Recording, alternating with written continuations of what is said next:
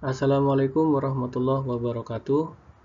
Mudah-mudahan kalian semua dalam kondisi sehat walafiat dan kita bertemu lagi dalam kuliah ya dengan mata kuliah siap ya sistem informasi akuntansi pemerintah, dan ini sudah masuk pertemuan ke-6. Kita akan bahas tentang modul pembayaran. Nah, modul pembayaran ini adalah proses ya yang dilakukan ya setelah modul komitmen. Jadi setelah PPK melakukan belanja ya atau pengadaan barang dan jasa ya, maka proses berikutnya adalah pembayarannya ya. Nah, proses berikutnya adalah pembayarannya. Nah, kita akan ulas ya, kita akan bahas secara garis besarnya di dalam kuliah pada kesempatan kali ini.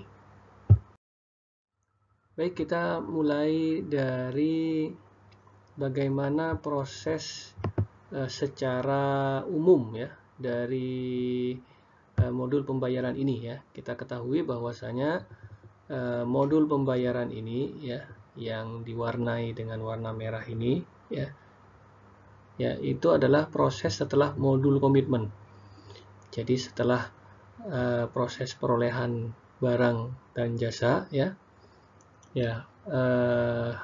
maka PPK mengajukan agar proses belanja tadi dibayar karena udah selesai gitu ya, sehingga dituntut untuk dibayar.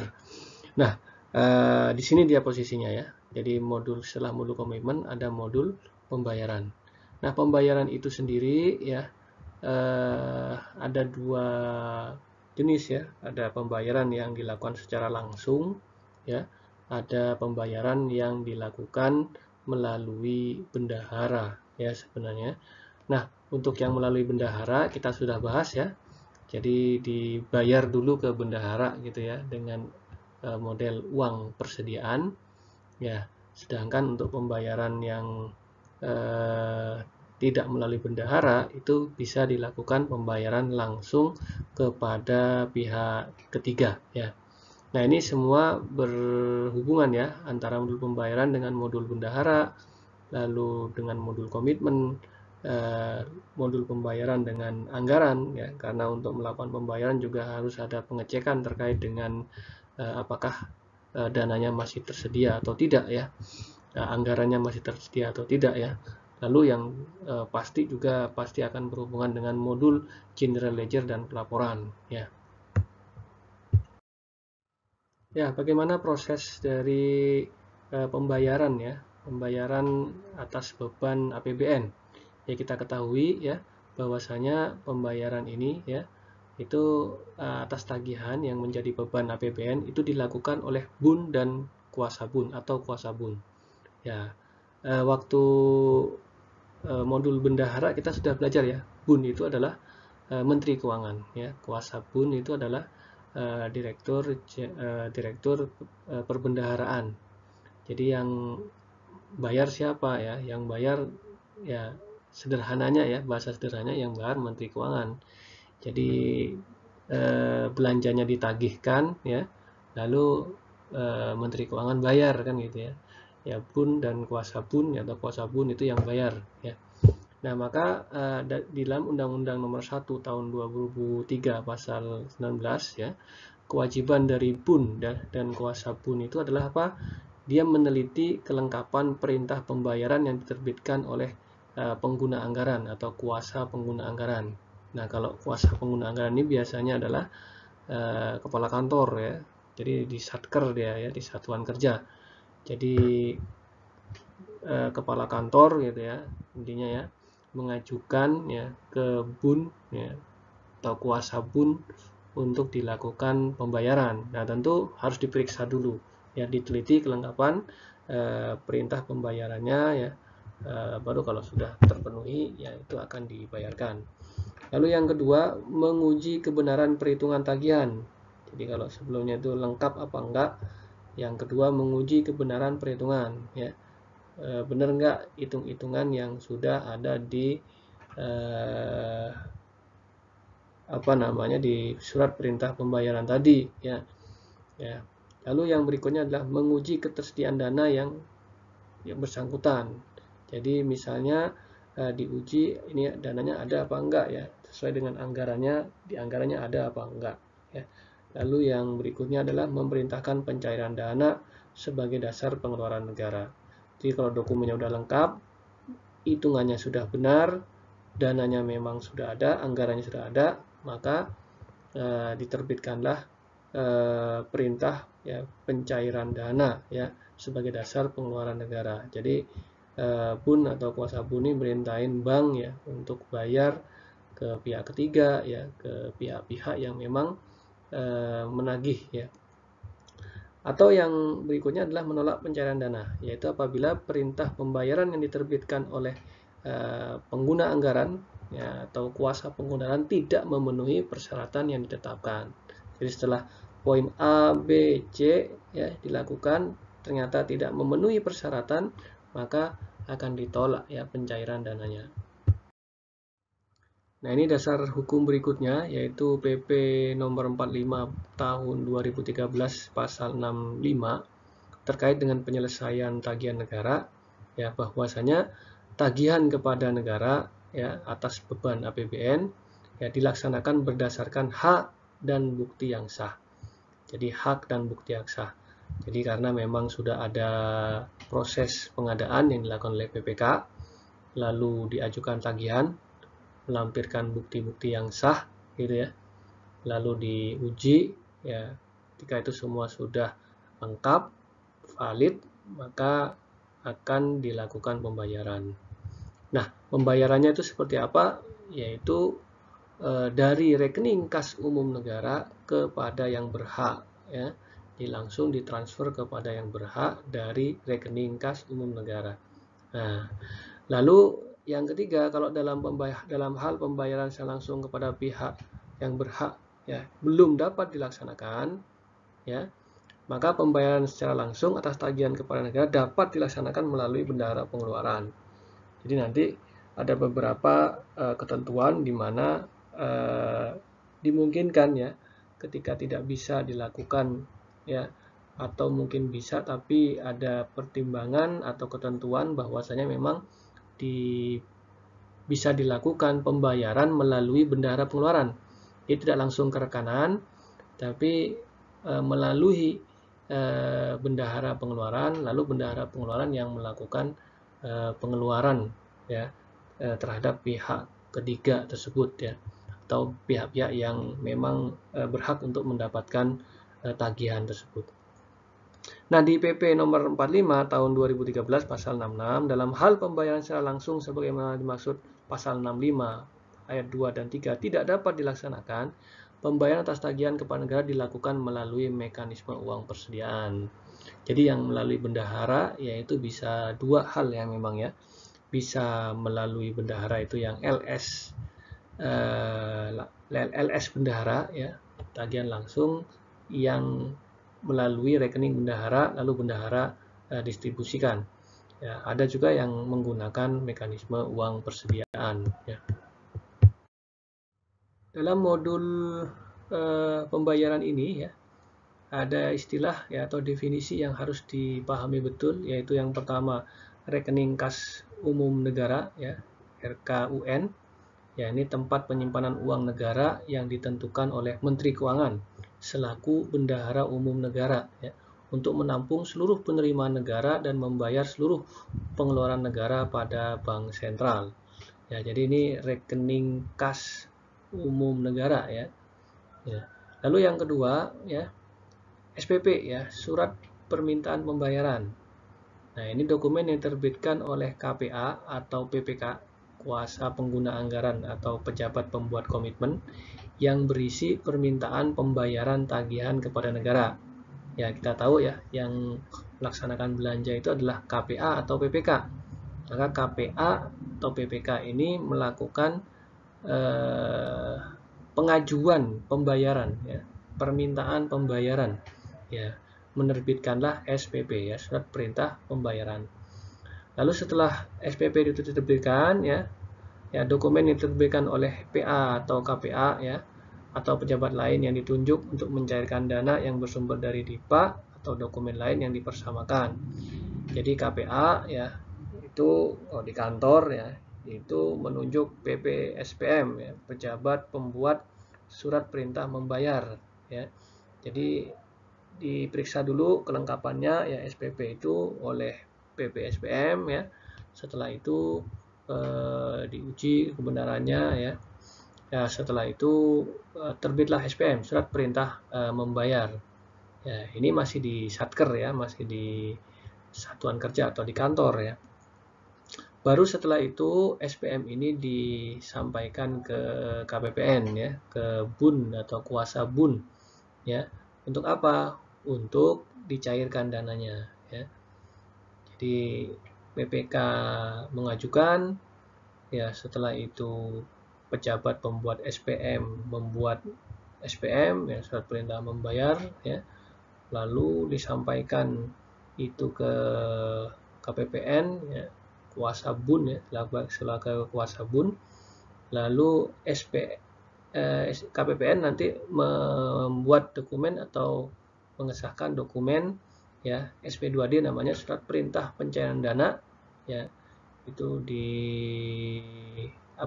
disampaikan ke bank ya, lalu bank mentransfer dana yang sudah dicantumkan di dalam SP2D. Nah, lalu istilah yang terakhir yaitu uang persediaan ya, ini harus dipahami. Uang persediaan itu adalah uang muka kerja dalam jumlah tertentu yang diberikan kepada bendahara pengeluaran untuk membiayai kegiatan operasional sehari-hari satuan kerja atau membiayai pengeluaran yang menurut sifat dan tujuannya tidak mungkin dilakukan mekanisme pembayaran langsung ya. Mungkin contohnya kalau kita ada rapat gitu ya di kantor, nah beli snack ya, yang mungkin snacknya ini kan nilainya kecil sekali ya. Nah, kan sulit, malah ribet kalau misalnya pembayaran langsung. Jadi akhirnya mekanismenya jadi orang harus punya rekening kan gitu ya. Padahal snack itu kan mungkin ya pedagang-pedagang kecil ya, sehingga dibutuhkan pembayaran secara tunai ya. Maka kalau model seperti itu nanti pembayarannya bagaimana ya? Pembayarannya pakai menggunakan uang persediaan. Uang persediaan yang sudah ditransfer kemana nih? Ke bendahara pengeluaran ya. Jadi secara singkat ya, kita bisa melihat dari sini ya prosesnya ya, berarti ya untuk pembayaran ini ya. Jadi PPK ya, PPK itu mengajukan pengajuan pembayaran ya. Dokumennya adalah SPP ya. Dokumennya adalah SPP ya. Tadi sudah saya jelaskan SPP itu. Lalu berikutnya adalah PPSPM ya, pejabat pembuat SPM ya. Dia melakukan pemeriksaan ya, verifikasi atas dokumen yang disampaikan oleh PPK ya, atas SPP. Lalu setelah dilakukan verifikasi ya, PPSPM itu menerbitkan surat perintah membayar ya, atau SPM ya, SPM. Nah, ini maka PPSPM ini outputnya adalah SPM. Nah, SPM ini disampaikan ke KPPN ya, disampaikan ke KPPN ya. Nah, setelah diuji ya lengkap, valid ya perhitungannya ya, maka setelah itu KPPN itu menerbitkan yang namanya SP2D ya, surat perintah pencairan dana ya. Nah, kira-kira prosedurnya seperti ini ya, sederhananya. Baik, kita detailkan ya. Yang pertama tadi kan prosesnya di PPK ya. Untuk pembayaran ini, PPK melakukan pengajuan pembayaran. Nah, ini proses pertama di PPK, lalu di PPSPM, lalu setelah itu di KPPN. Nah, ini di awal adalah di PPK. Nah, PPK ini menerima bukti hak tagih. Ya, bukti hak tagih. Jadi ketika PPK sudah melakukan pengadaan barang dan jasa, ya dia akan ditagih ya oleh pihak ketiga ya. Nah, dokumennya apa? Bukti hak tagih itu kontrak, ya, referensi bank, BAPP, berita acara penyelesaian pekerjaan ya. Ya. BAST, berita acara serah terima ya. Jadi BAPP itu kalau pekerjaannya bertahap ya selesai atau pakai termin ya, termin 1 gitu ya. Itu harus lampirkan BAPP, ya, berita acara penyelesaian pekerjaan, ya. Nah, kalau sudah selesai pekerjaannya, maka menggunakan BAST, berita acara serah terima, ya, barang atau jasa, ya. Bukti penyelesaian pekerjaan lainnya sesuai ketentuan, biasanya ada laporan-laporan, ya. Berita acara pembayaran, ya, ini nanti juga disertakan, ya, pembayarannya berapa persen, gitu, di situ tercantum, ya. Terus kwitansi, ya, kwitansi ini kalau misalnya pengadaan-pengadaan yang kecil, mungkin cuma cukup kwitansi. Jadi ini nggak perlu cukup kwitansi saja. Kenapa? Karena pengadaan-pengadaan yang nilainya kecil, ya, misalnya pengadaan yang nilainya kecil 1 juta gitu misalnya, atau 2 juta, 3 juta gitu, ya, itu cukup menggunakan kwitansi, ya. Faktur pajak dan SSP, ya. Ya, karena ada kewajiban untuk membayar pajak, ya, bendahara memotong pajak gitu, ya. Nah, di tagihan bukti hak tagih ini sudah dilampirkan faktur pajak, ya. Ya, lalu SK, ya, ST, ya, dan SPD. Ini kalau perjalanan dinas, ya. Kalau perjalanan dinas misalnya butuh SPD, ya. Kalau apa namanya, diklat misalnya butuh ST, ya. Ya, kalau masalah kepegawaian butuh SK, ya. Ini juga merupakan hak bukti tagih, ya. Daftar nominatif penerima pembayaran, ya. Misalnya honor-honor gitu, ya, itu membutuhkan daftar nominatif penerima pembayaran dan lain-lain yang memang dibutuhkan. Nah, itu semua diuji, ya, oleh PPK, ya. Pengujian PPK itu atas apa? Kelengkapan dokumen tagihan, kebenaran perhitungan, kebenaran data pihak yang menerima, kesesuaian spesifikasi teknis dan volume barang, kesesuaian spesifikasi teknis dan volume barang, kebenaran dan keabsahan serta akibat yang timbul dari penggunaan surat bukti mengenai hak tagih kepada negara, ketepatan jangka waktu penyelesaian pekerjaan, ya. Nah, kalau kontrak itu kan kadang-kadang misalnya molor. Nah, kalau molor biasanya ada dendanya, ya. Nah, itu nanti semua diperiksa, diuji oleh PPK, ya. Setelah PPK melakukan pengujian semua itu, dia membuat SPP, ya, surat perintah pembayaran. Nanti ada operator yang membuat SPP, ya, lalu PPK menguji dan mengesahkan SPP yang sudah dibuat oleh operator. Proses berikutnya adalah perintah pembayaran. Jadi kalau tadi kan pengajuan sebenarnya permintaan pembayaran, kalau ini perintah, ya. Ini udah benar nih yang diajukan oleh PPK gitu, ya. Lalu PPSPM bilang tolong bayar dong gitu, ya. Jadi mungkin sederhananya begitu, ya, bahasanya, ya. Nah, jadi mulai dari SPP, ya, yang sudah dilengkapi dengan bukti hak tagih yang tadi sudah dibuat oleh SPK, sudah diuji oleh sudah diuji oleh PPK, ya. Ya, SPK itu pembantunya PPK, ya, staf pengelola keuangan, ya. Nah, PPSPM, ya, itu pengujian, ya, melakukan pengujian atas SPP dan bukti hak tagih, ya, udah sesuai belum gitu, ya. Nah, maka PPSPM ini memeriksa dan menguji kelengkapan dokumen, ya, apakah lengkap apa enggak, kesesuaian penandatanganan SPP dengan spesimen tanda tangan PPK, benar enggak ini yang ditandatangani oleh PPK-nya, ya. Kebenaran pengisian format SPP, ya. Kesesuaian kode bus, ya, pada SPP, ya, udah sesuai dengan kode busnya benar apa tidak, ya, sesuai dengan DIPA apa enggak, ya. Ketersediaan pagu sesuai bus pada SPP, ya. Kebenaran formal dokumen dan bukti, ya, yang menjadi persyaratan, kebenaran pihak yang menerima pembayaran, kebenaran perhitungan tagihan, kepastian telah terpenuhinya kewajiban, kesesuaian prestasi pekerjaan dengan ketentuan pembayaran dalam kontrak, ya. Ini intinya menguji SPP dan dokumen tagihan, ya. SPP dan dokumen tagihan itu diuji, ya, oleh PPSPM. Lalu kalau itu sudah benar semua, maka PPSPM itu menerbitkan surat perintah membayar atau SPM. Lalu proses berikutnya ke KPPN, ya.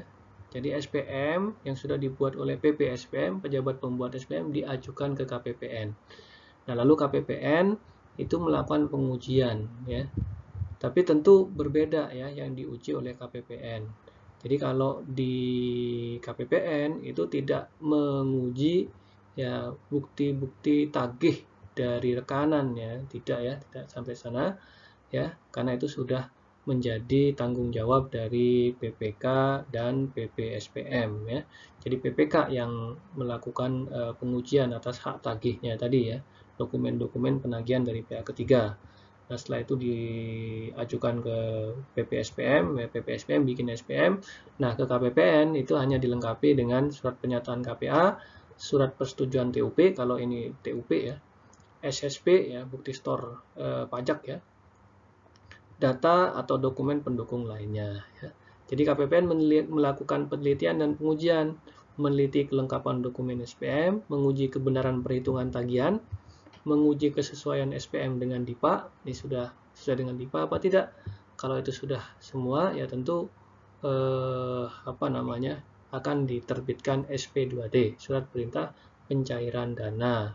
Ya, SP2D inilah nanti yang membuat ya bank yang melakukan pentransferan dana kepada pihak ketiga dari RKUN ya ke rekening bisa rekening bendahara, juga bisa rekening langsung ke pihak ketiga ya, tergantung nanti ya apakah ini LS langsung ke pihak ketiga atau LS melalui bendahara atau UP ya, atau uang persediaan. Baiklah ya, sebelumnya kita telah jelaskan tentang ketentuan-ketentuan dalam hal pembayaran ya. Jadi setelah komitmen ada pembayaran dan ketentuan-ketentuannya seperti apa tadi sudah dipaparkan. Ya, berikutnya adalah tentang aplikasinya ya. Di mana aplikasinya menggunakan Sakti ya, modul pembayaran. Nah, modul pembayaran ini ya menangani ya atau sebuah modul yang memproses perencanaan kas ya atau renkas, surat perintah bayar ya, SPBY. Jadi SPBY ini adalah surat perintah bayar dari PPK ke bendahara ya untuk membayar dengan menggunakan UP. Ya, perakiraan pencairan dana harian ya, PPDH, resume tagihan ya atau SPP ya. Jadi dari bukti-bukti atau tagihan ya, PPK itu menerbitkan SPP ya, surat perintah pembayaran ya, atau ini merupakan pengajuan ya, sebenarnya pengajuan pembayaran. Dan surat perintah membayar atau SPM yang ini dibuat oleh PPSPM ya, pejabat pembuat SPM untuk diajukan ke KPPN dalam rangka pelaksanaan pencairan dana APBN. Nah, jadi itu deskripsi dari aplikasi Sakti ya, modul pembayaran, di mana outputnya di sana ada dokumen renkas ya, SPBY ya, surat perintah bayar ya, PPDH ya atau perakiraan pencairan dana harian, SPP ya, surat perintah pembayaran ya, SPM ya, surat perintah membayar ya, atau yang dipersamakan ya, ADK ya, ADK RT, ADK SPM ya. Maksudnya ADK ini arsip data komputer ya.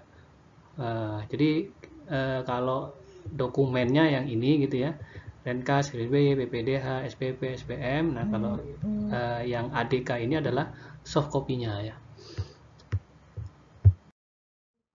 Nah, jadi gambaran interkoneksi antara Sakti dan SPAN. Nah, di sini kita bisa lihat nih di mana posisi modul pembayaran. Jadi modul pembayaran itu ada di posisi ya, kalau kita lihat di sini ya, itu posisinya ada di penerbitan SPP ya, penerbitan SPP dan penerbitan SPM ya, jadi penerbitan SPM.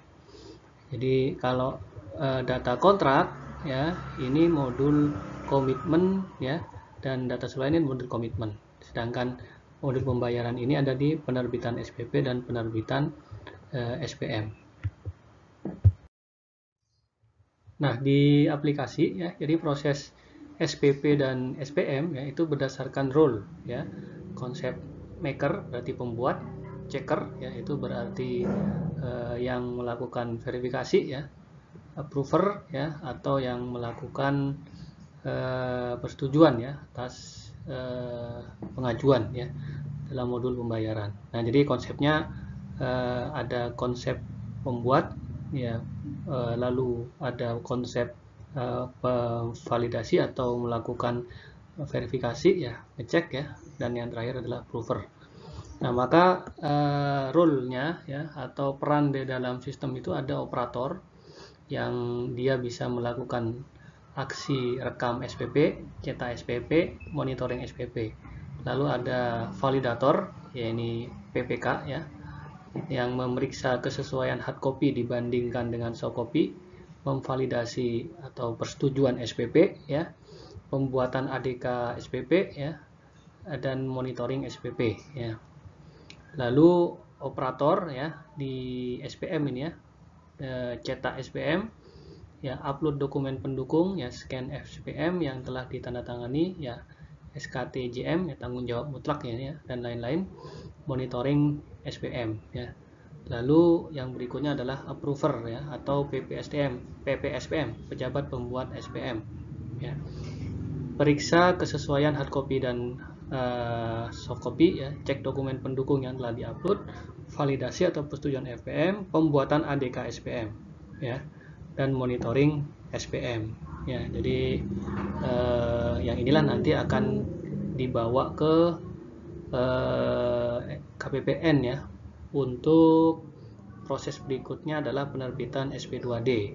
Lalu setelah SP2D itu terbit, nah operator nanti kembali mencatat nomor SP2D ya, kembali mencatat nomor SP2D, tapi ini sudah otomatis ya, sudah terhubung karena sudah terintegrasi, sehingga kalau dulu ya, kalau di aplikasi yang sebelumnya ya, itu dicatat secara manual gitu ya, nomornya, nomor SP2D. Kalau ini sudah tercatat secara otomatis ya.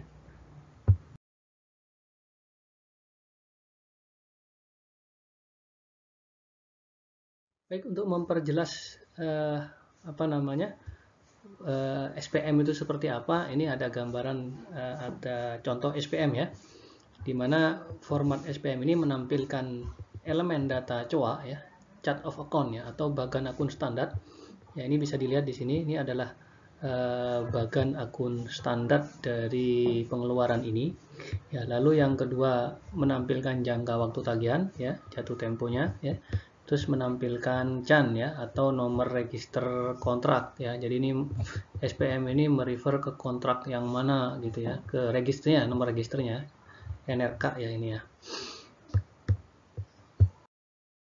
Ya, jadi berikutnya adalah alur proses pembuatan SPM ya. Jadi yang berperan di dalam alur proses pembuatan SPM itu adalah operatornya ya, ini adalah staf PPK atau staf PPSPM ya, biasanya disebut SPK ya, staf pengelola keuangan ya.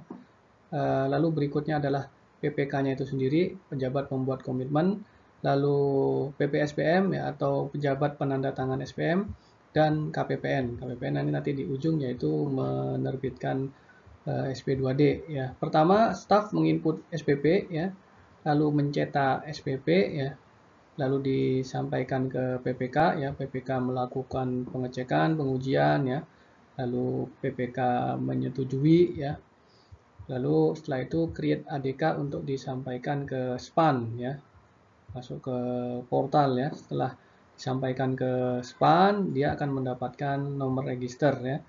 Setelah itu setelah register didapatkan, itu bisa dilakukan proses pencetakan SPM. Lalu dokumen pendukung diupload ya. Nah, setelah itu ini dilakukan oleh staff ya. Terus setelah itu disetujui oleh PPSPM ya, pendatangan SPM ya, pejabat pendatangan SPM ya. Lalu PPSPM meng-create ADK SPM ya. Lalu dari ADK itu ditujukan ke SPAN ya. Ya, dimana di sini saat ini terbentuk rencana kas otomatis untuk VM untuk SPM di atas 1 miliar ya. Untuk SPM yang di atas 1 miliar yang tanpa dibuatkan rencana kas, yaitu secara otomatis akan dibuatkan renkasnya ya. Lalu setelah itu KPPN menerbitkan SP2D ya. Nah, SP2D terbit, dicatat lagi kembali oleh operator sakti ya, yang ini sifatnya udah otomatis ya. Nah, itu tadi adalah ketika alurnya itu tidak diawali dengan pembuatan rencana kas ya. Apabila dilakukan diawali dengan menginput rencana kas harian ya, maka prosesnya seperti alur berikut.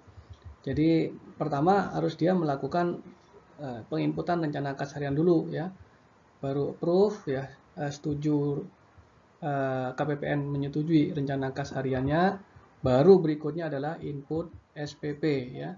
Jadi ada proses sebelumnya yaitu input rencana kas, approve ya, dan persetujuan dari KPPN ya. Baru berikutnya mengikuti alur seperti yang sebelumnya telah dijelaskan. Jadi sama, cuma di atasnya adalah ada input rencana kas harian ya, ada approve rencana kas harian dan persetujuan rencana kas harian. Nah, bagaimana alur proses pembuatan SPM yang kontraktual? Nah, kalau kontraktual kan di sana ada supplier ya. Ada supplier, berarti di sana melibatkan supplier sehingga ada proses menginput data supplier dulu ya, membuat ADK supplier ya, lalu disampaikan ke KPPN ya melalui SPAN ya tentu ya.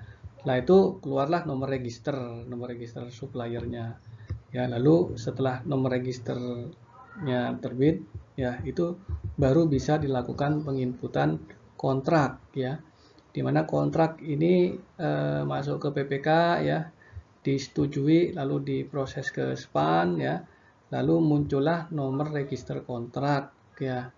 Setelah itu proses berikutnya adalah ketika barang dan jasa sudah diterima ya, ada BAST, ada BAPP atau BAKP ya, maka proses berikutnya adalah tagihan ini dibuatkan SPP ya, input SPP, baru berikutnya mengikuti proses yang seperti yang sebelumnya telah dibahas ya. Jadi di sini kalau ini kontraktual ada proses kontrak ya, mulai dari supplier, kontrak, lalu setelah itu baru dibuatkan SPP ya ketika sudah terbit BAST, BAPP dan BAKP.